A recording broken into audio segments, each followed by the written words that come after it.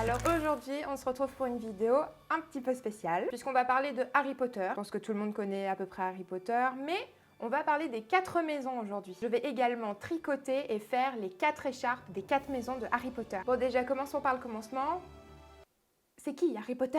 Harry Potter, c'est de base un livre de J.K. Rowling qui a pris une ampleur colossale en se transformant en une série de livres, puis une série de films, puis d'autres films, puis d'autres livres, bref, c'est un empire. La série de films a été produite par Warner Bros.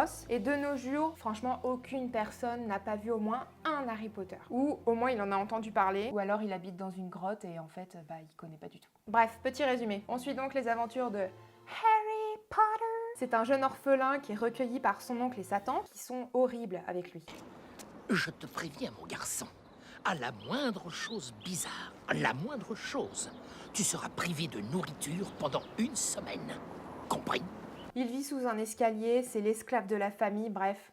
C'est franchement pas la joie. Un jour, il reçoit une lettre mystérieuse qui est directement détruite par son oncle. S'ensuit d'autres lettres, puis la visite de Hagrid, qui va juste annoncer à Harry en fait qu'il est un sorcier. Tu es un sorcier, Harry. Ok. Il lui dit aussi que ses parents étaient des sorciers, et évidemment qu'il a sa place dans la grande école de sorcellerie Poudlard. S'ensuit une séance shopping après un passage à la banque.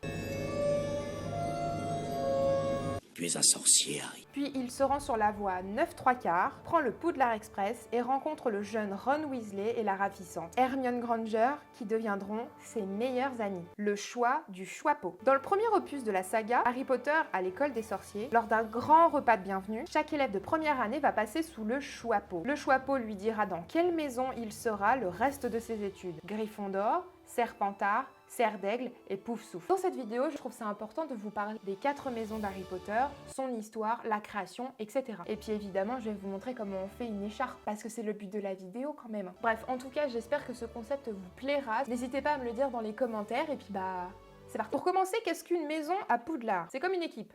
Point final. Ils vont avoir un uniforme de la maison, leur emblème, leur dortoir, etc. Petite anecdote, parce qu'on aime bien les anecdotes, les noms des maisons que J.K. Rowling a inventées, elle a trouvé l'idée quand elle était dans un avion. Sauf que à cet instant-là, elle n'avait plus de papier sur elle. Ni carnet, ni papier, ni serviette, ni rien. Et en fait, elle a écrit ça sur un sac à vomi.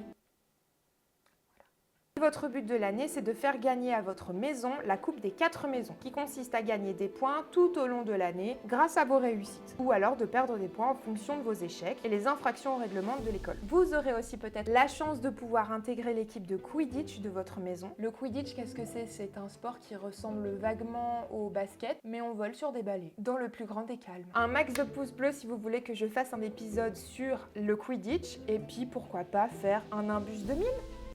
Pourquoi pas? Commençons par la première des maisons, Serre d'Aigle. C'est Rowena Serre d'Aigle qui a fondé cette maison. C'est une des fondatrices de l'école Poudlard. Elle a été la plus brillante sorcière de son époque, mais elle a eu le cœur brisé par sa fille Helena, qui lui a volé son diadème. Si vous connaissez Harry Potter, l'un des Horcruxes. Elle était aussi très créative, et c'est d'elle que vient le fait que le château change constamment de disposition. Petite anecdote, c'est sûrement elle qui a créé la salle sur demande. Serre d'Aigle est donc la maison qui caractérise l'intelligence, la sagesse, l'érudition, la réflexion, la curiosité, l'originalité et la créativité. Pour la petite histoire, Hermione Granger, l'une des élèves les plus talentueuses de Poudlard, toutes années confondues, et en prime à savoir que c'est une moldue. Une moldue, ça veut dire qu'elle est née de parents qui ne sont pas sorciers. À la différence d'un sang pur, qui est de 2 parents sorciers, mais ça en reviendra un peu plus tard. Donc Hermione Granger a été dirigée vers la maison Gryffondor, mais le Choixpeau a avoué qu'il avait hésité à l'envoyer dans la maison Serre d'Aigle. L'animal totem de Serre d'Aigle est l'aigle. Serre d'Aigle. Corrélation. Ses couleurs sont le bronze et le bleu, et son fantôme est la Dame Grise, qui n'est autre que Helena Serre d'Aigle, la fille de la fondatrice de Serre d'Aigle. Le directeur de cette maison est donc Filius Flitwick, c'est celui qui apprend à faire Wingardium Leviosa. It's Leviosa, not Leviosa. Oh, Wingardium Leviosa. Bref, c'est vrai que dans les films, on ne représente pas assez les personnages de Serre d'Aigle, mais dans les livres, on les met un peu plus en valeur. Donc une petite liste des petites âmes qu'on n'a pas assez exploitées dans les films. Cho Chang, qui aura une petite aventure avec notre cher Harry Potter. Basil Fronsac, un des anciens directeurs de Poudlard, celui qu'on ne présente plus, Gilderoy Lockhart. J'ai tellement rien à dire sur lui, je suis vraiment désolée, il me répugne. Est-ce que tout le monde m'entend? Parfait. Luna Lovegood, qui est l'une des plus exploitées dans les films de la maison Serre d'Aigle. Bien sûr, Mimi Géniard, qui fut l'une des premières victimes du basilic. Le basilic ? Attendez qu'on parle de Serpentard. Attendez qu'on parle de Serpentard. À savoir que Mimi Géniard, je sais pas si vous le saviez, mais dans le film, elle a l'âge de 14 ans. Mais l'actrice en a 36. Et évidemment, il y a Ollivander, celui qui vend les baguettes magiques. Serpentard. La maison Serpentard a été fondée par Salazar Serpentard. C'est un sang pur, on en parlait tout à l'heure. Le sang pur, c'est quelqu'un qui a 2 parents sorciers. Son emblème est donc le serpent, je ne vous l'apprends pas, et ses couleurs sont le vert et l'argent. Certaines personnes, dont le fondateur de la maison, ou Tom Jedusor, ont le don de magie noire de parler le fourche-langue, qui est la langue permettant de parler avec les serpents. Évidemment, un des talents que Voldemort a refilé à Harry.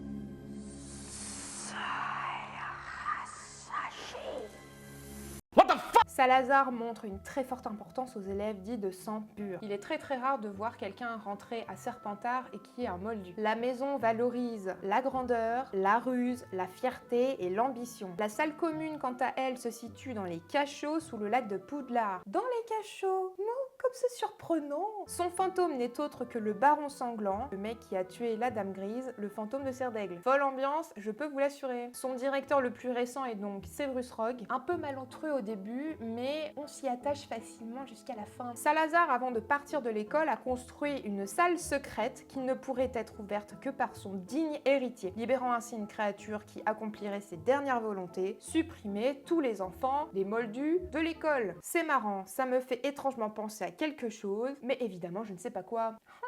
Dans cette maison, vous pouvez retrouver évidemment presque toute la famille Black, sauf Sirius. Sirius c'est le best. Sirius c'est le sang, punaise. La famille Malfoy.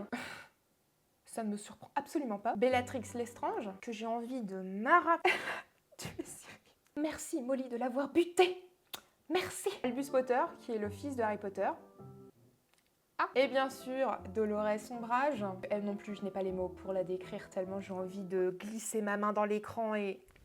lui foutre une petite tarte comme ça. Tout au long des films de Harry Potter, les écharpes ont changé. Lors du premier film, les écharpes étaient comme ça, mais ensuite elles sont devenues comme ça. Et aujourd'hui, moi je vais vous montrer comment on fait celle-ci. Bien évidemment, je vais pas vous faire un cours complet du tricot, car beaucoup vont zapper la vidéo, qui est beaucoup concentrée sur les explications des maisons, donc je vais faire simple et concis, promis. Pour commencer, il faut que vous preniez de la laine. C'est une écharpe, donc oui, il faut prendre de la laine. Je suis désolée de vous la prendre. J'ai pris celle-ci de chez Fil d'Art, et c'est de la Charlie. J'ai pris pour l'écharpe Serre d'Aigle du bleu et du gris clair, pour Serpentard du vert foncé et du gris clair, pour Poufsouffle du jaune moutarde et du noir, et Gryffondor du bordeaux et du moutarde. Je vais vous montrer comment j'ai fait l'écharpe Gryffondor, parce que au final, toutes les écharpes, c'est le même principe. Poufsouffle. La maison tient son nom de Helga Poufsouffle, dont sa coupe est l'un des Horcruxes de Voldemort. Son emblème est le blaireau. Pourquoi je rigole quand je dis ça, c'est pas bien. À savoir que c'est ma maison. J'ai fait le test, je suis de Poufsouffle. Bonjour. Et ses couleurs, le jaune et le noir. Le fantôme de la maison est le moine gras, et je trouve que l'histoire est tellement triste que je vais vous la raconter. Il a fait ses études à Poudlard, dans la maison Poufsouffle. Après ses études, il est parti au service de la religion, et il est devenu moine. Pendant la messe, il faisait sortir des lapins de sa coupe, il guérissait tout le monde, bref, il était super content. Et tout le monde était content de lui, sauf quelques personnes. Comme de par hasard. Certaines personnes ont trouvé ça bizarre, et en fait, ils l'ont fait exécuter, tout simplement. Et donc, il est revenu à Poudlard pour hanter les lieux. Quelle vie si triste, il n'avait rien fait ce pauvre monsieur. La salle commune est au sous-sol, près des cuisines. Les étudiants ont la caractéristique d'être loyaux, patients, gentils, modestes, acharnés, fair-play, persévérants, ayant l'amour de la nature, le sens de la justice. Bref, que des qualités quoi, voilà. La directrice de Poufsouffle est Pomona Chourave. Et petite anecdote, c'est la maison préférée de J.K. Rowling. Dans cette maison, les élèves les plus connus sont Madame Chourave, la professeure de botanique, Cédric Diggory, tué par Peter Pettigrew sous les ordres de Voldemort, Norbert Dragono, le héros des Animaux Fantastiques, Nymphadora Tonk, la chérie de Lupin, ce n'est pas rien quand même, Gryffondor. La maison a été créée par Godric Gryffondor, le premier propriétaire du Choixpeau magique et dont l'épée a servi à détruire certains Horcruxes. À l'inverse de Salazar, Godric Gryffondor pensait que chaque personne possédant la capacité de maîtriser la magie avait une place à Poudlard. Son emblème est le lion et ses couleurs le rouge et l'or. Gryffondor valorise le courage, la force, la bravoure et la détermination. Sa salle commune est au 7e étage, protégée par la grosse dame.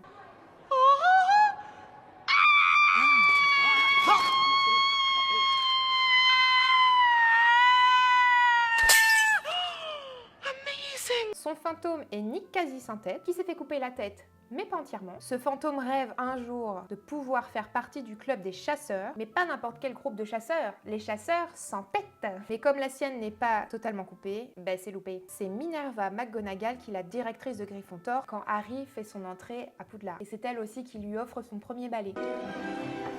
It's a broomstick. That's not just a broomstick, Harry. It's a Nimbus 2000.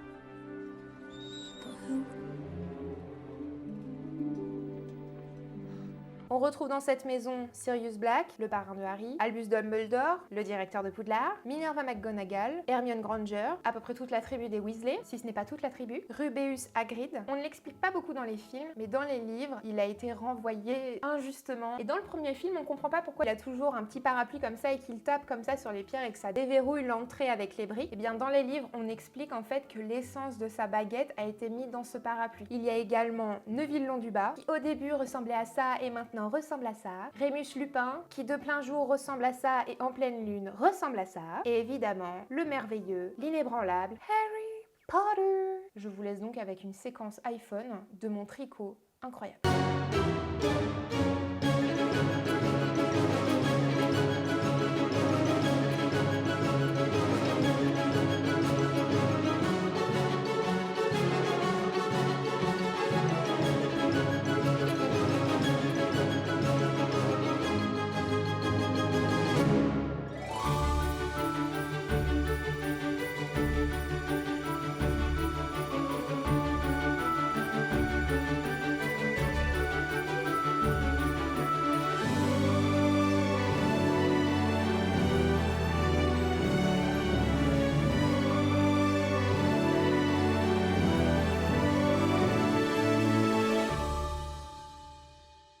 En tout cas, j'espère que la vidéo vous a plu. Ça change un peu d'habitude, mais je vous avoue que le projet me tenait vraiment à cœur. Et je trouve ça hyper important de parler du sujet précis de ce que je suis en train de faire. Et comme vous l'avez compris, les 4 écharpes sont à gagner sur mon Instagram. N'hésitez pas à me dire ce que vous en avez pensé et ce que vous voulez que je fasse pour les prochaines vidéos. Vous abonnez, vous likez, vous partagez. On est 3000 sur cette chaîne. C'est incroyable. Merci infiniment. Bref, on se revoit très vite.